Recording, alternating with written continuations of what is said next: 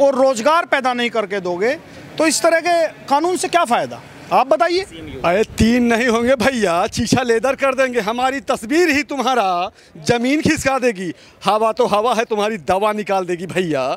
कानून आज बना रहे हो तुम, तो जब तक रहो ना रहो कानून किसके काम? महिला का सरेआम चीरण होता है, एसपी को थप्पड़ मारा जाता है। समर्थ जगजीवन दास का राशन आज भी खिचड़ी बांट रहे हो, और हम तुम्हारी वो हालत कर देंगे कि घुटने के बल चलवाऊंगा, ठोकर रोज लगाऊंगा। कुर्सी पे बैठा उस समय बनाते रोजगार दूंगा। प्रदेश में सबसे ज्यादा कहाँ है रोजगार? जब रोज ही नहीं होगी तो रोटी कहाँ से आएगी? तुम्हारी हवा निकाल देंगे। चेहरा हमारा पहचान लो, हमें न तख्त चाहिए न ताज, ये चमन खुशहाल रहे वो चाहिए राज। भारत में ये शासन बर्दाश्त नहीं किया जाएगा, ये हिंदुस्तान हमारा है।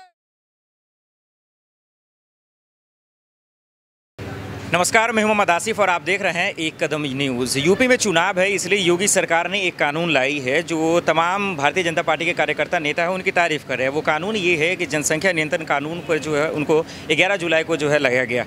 इसको लाने का मकसद सरकार की तरफ से ये है कि यूपी में जो विकास नहीं हो रहा है उसको विकास करना है, और दूसरा ये कि आज जो बढ़ती जनसंख्या है, जो सबसे बड़ा परेशानी का घर है, इसको कंट्रोल करने के लिए ये लाया गया। तो सरकार की तरफ से इसे बहुत बड़ा कदम माना जा रहा है कि यूपी का विकास होगा। लेकिन अब सवाल ये है कि जनता के लिए जो लाया गया है ये कानून है जो कंट्रोल करना है, अब इन लोगों से जानना ये ज़रूरी है कि क्या वाकई में इससे उत्तर प्रदेश का विकास होगा या नहीं होगा। यहाँ पे यूपी के कई ऐसे युवा हैं जो हमारे साथ मौजूद हैं, इन्हीं से जानने की कोशिश करते हैं कि क्या जनसंख्या नियंत्रण कानून जो आया है इससे क्या वाकई में यूपी का विकास होगा। सर, ये जो कानून की बात हमारे प्रदेश के मुख्यमंत्री जी कर रहे थे, उनसे ज़्यादा हम उम्मीद रख भी नहीं सकते। भाई इसी तरह के कानून बनाने पे विश्वास रखते हैं वो। कृषि बिल पे आए, अब जनसंख्या पे बोल दिया उन्होंने। खुद बीवी नहीं है, बच्चे नहीं हैं, तो क्या सोच सकते हैं। लेकिन समझदारी की बात ये है, अगर उन्होंने कानून की कोई बात करी है, कानून से पहले आप ग्राउंड तैयार करोगे। लोगों को उस कानून के बारे में जानकारी होनी चाहिए, पता होना चाहिए कि ये कानून हमारे भले का है या बुरे का है। वैसे ही इन्होंने आज किसान जो यहाँ पर बैठा हुआ है वो इसलिए तो बैठा हुआ है कि जो कानून लेकर आए, आप कानून किसानों के बीच लेके ही नहीं गए। आपने बात ही नहीं रखी सरकार की तरफ से कि ये कानून हम लेकर के आ रहे हैं। आपने प्रतिनिधि नहीं चुना किसान का, तो आपने अपनी मर्जी से, अपनी तानाशाही से कानून किसानों पर थोपने का काम किया। ऐसे ही अब आप जनसंख्या की बात कर रहे हैं। जब पूरे प्रदेश में आपको शिक्षा का कितना अभाव है, शिक्षा पे आपका ध्यान नहीं है। आप लोगों को शिक्षित करोगे, जागरूक करोगे, रोजगार दोगे, तभी तो आप कानून बनाओगे। ये ज़बरदस्ती कानून थोपने का काम है। और दूसरा, योगी जी से हम इतनी उम्मीद करते हैं कि खुद के ना तो बीवी है ना बच्चे हैं, तो जनसंख्या तो नियंत्रण तो करेंगे ना वो बच्चों पर, इसी तरह के कानून लेकर के आएंगे। तो आपके सवाल ये है कि जो कानून लाया गया है इसको अगर यूपी के विधानसभा चुनाव के मद्देनजर देखा जाए तो आपको क्या लगता है कि क्या चुनावों के नज़रिए से लाया गया वोटों के लिए? ये पूरी तरह से राजनीति के तहत है कानून। ये इस तरह का कानून इसलिए वोटों को रिझाने के लिए, और पूरी तरह से मैं समझता हूँ लोगों को बेवकूफ़ बनाने का काम किया जा रहा है। जब तक आप अच्छी शिक्षा, अच्छा विकास और रोजगार पैदा नहीं करके दोगे तो इस तरह के कानून से क्या फ़ायदा, आप बताइए। लेकिन क्या लाभ होने वाला? आपका कहना है कि अगर वोट के लुभाने के लिए, वोट पाने के लिए ऐसा किया गया है, लेकिन आज देश में बड़े बड़े सांसद नेता इनका तारीफ कर रहे हैं कि ये कंट्रोल से वाकई में यूपी का जो है विकास होगा। तो पहले अपने जो सांसद विधायक हैं उनके रोको, उनके देखो कितने कितने बच्चे हैं। अभी खुद करो ना कंट्रोल, जो अपने विधायक सांसद हैं, तो दूसरों पर थोपने का काम कर रहे हैं। कानून जनता के लिए है, ना कि कानून ऐसे नहीं बनता कि एक पार्टी के कुछ तानाशाह लोग चाहें और ज़बरदस्ती गरीब और किसान लोगों पर थोपा जाए। तो कानून जनता के लिए है, जनता के लिए बनाया जाता है। तो इस तरह के कानून से मुझे नहीं लगता कोई फ़ायदा होने वाला है, कोई लाभ होने वाला है। भारतीय जनता पार्टी जाने वाली है और पूरी तरह से 2022 में यूपी के अंदर पार्टी पूरी तरह से ख़त्म हो चुकी है। जैसा आपने अभी पंचायत चुनाव में देखा, जिला पंचायत और ग्राम पंचायत के चुनाव में पूरी तरह से बीजेपी विफल रही है, लेकिन उल्टा पंचायत अध्यक्ष के चुनाव में और प्रमुखी में ज़बरदस्ती सदस्यों की खरीद फरोख्त करके, डरा के, धमका के, मुकदमे लिखा के अपने अध्यक्ष बना लिए। इन्होंने 67 अध्यक्ष बना लिए। आपके जिला पंचायत कम है, ऐसा कौन सा फॉर्मूला है? आपके जिला पंचायत तो दूसरी पार्टियों से बहुत कम है और अध्यक्ष सबसे ज़्यादा हैं, आपके एक तरफ बन गए। तो पूरा ये आप कह रहे हैं कि जिस षड्यंत्र रचा जा रहा है, लोगों को जो है यानी कि जो उन्हें बंधक बनाया जा रहा है, जनसंख्या नियंत्रण कानून अगर लगता है कि ये सही नहीं है लोगों के लिए, तब सवाल यहाँ से ये आता है कि भारतीय जनता पार्टी के वही लोग, वही कार्यकर्ता, वही नेता अब इस बार यूपी के विधानसभा चुनाव में अगर आपके इलाके में, आपके गाँव में जाएंगे वोट मांगने के लिए, तो अब उससे मुकाबला करने के लिए आपकी रणनीति क्या है? हमारी रणनीति तो सीधा ये है, हम तो जनता के लोग हैं सब, और जनता की आवाज़ इस समय ये है कि किसी भी तरह इस भारतीय जनता पार्टी को, ये तानाशाह सरकार है, ये गरीबों की सरकार नहीं है, ये उद्योगपतियों, इसे खदेड़ना है, इसे यूपी से, गांव से निकालना है, भगाना है।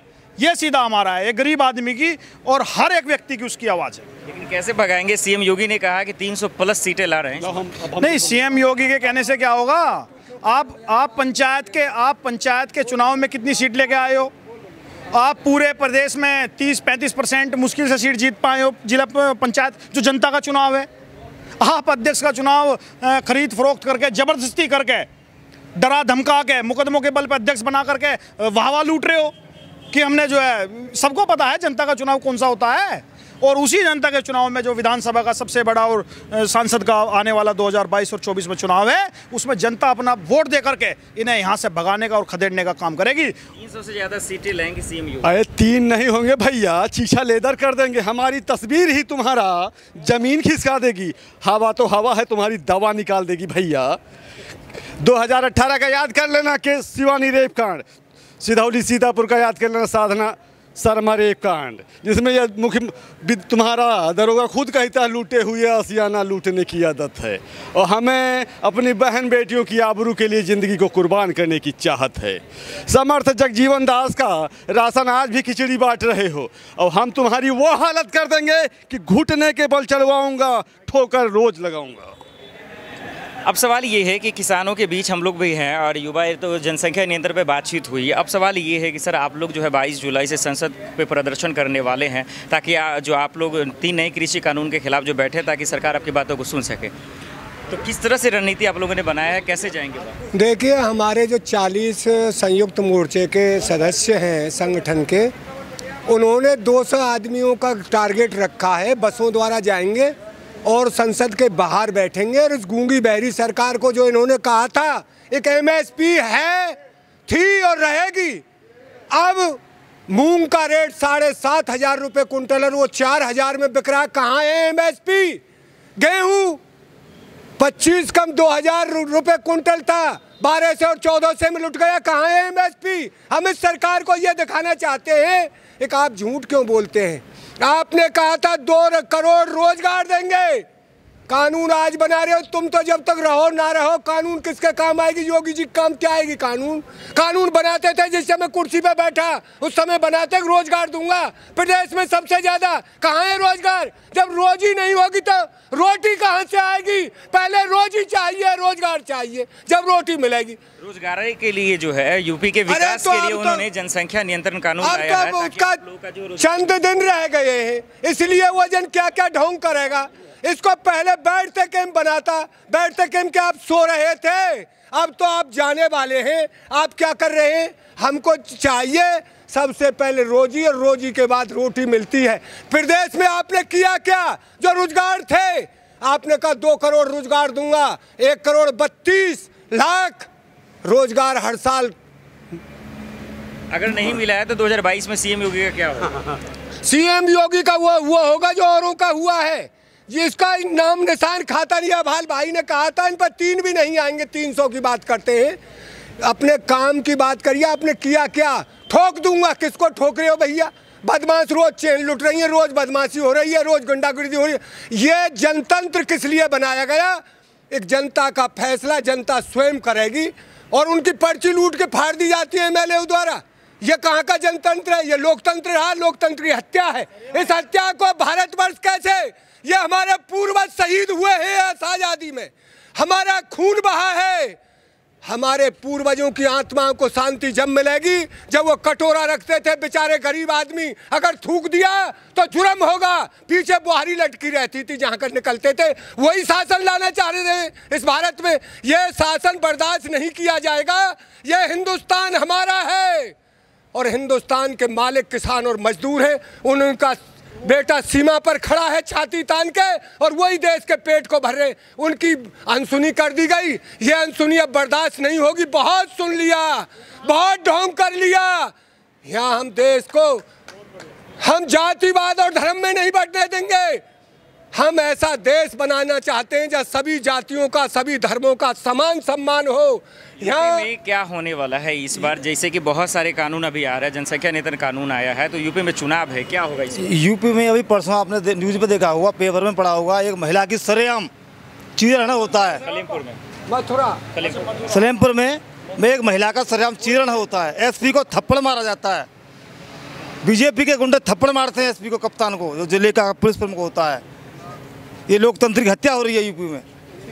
एक फाइनली एक सवाल है जो आखिर में ले लेते हैं आप लोगों से, जानने की कोशिश करते हैं कि आपने देखा लखनऊ में किस तरह से एटीएस ने अलकायदा के 2 आतंकी को जो है गिरफ्तार किया है। तो एक तरफ से सीएम योगी की तरफ से कहा जाता है कि ये सब बहुत बड़ा कदम है कि जो घटना को अंजाम देने से पहले ही इस तरह के करतूत को जो पकड़ लिया गया, तो इसके क्या मकसद हो सकते हैं? हम यही कहना चाहते हैं कि अंबानी जी को बचा रहे हो, ऑप्शनों का ढेर लगा रहे हो। उस फिल्म का हम 35 दिन के हीरो हैं भैया, और FIR करके आए हैं बाराबंकी से।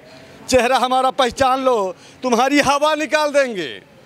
चेहरा हमारा पहचान लो, हमें न तख्त चाहिए न ताज, ये चमन खुशहाल रहे वो चाहिए राज। गंगा का मिलन देखा, जमुना का मिलन देखा, अब सतलज की रवानी देखोगे, चंबल की जवानी देखोगे।